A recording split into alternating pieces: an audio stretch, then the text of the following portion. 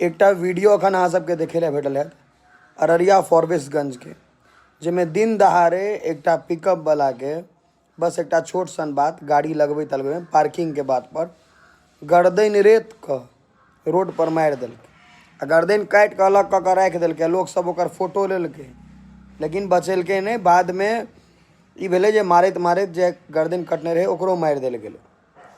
लेकिन हमर सवाल ई है जे ई कतऽसँ सुशासन के सरकार बुझा रहल है। जे जंगल राज ले बिहार बदनाम रहे तो फिर वापस आबि गेला।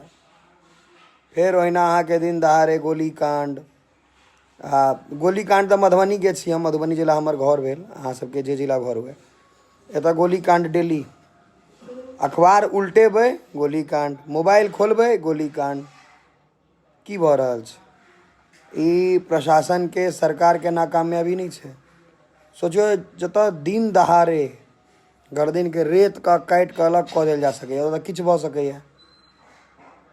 ई सरकार के नाकामयाबी छै कि नहीं, ई अहाँ सब हमरा बताउ कनी। जे ई सही जा रहल छै जे कहने रहथिन जे एकदम शांतिपूर्ण भऽ जेतै, से बुझाइए शांतिपूर्ण माहौल छै अपन बिहार के?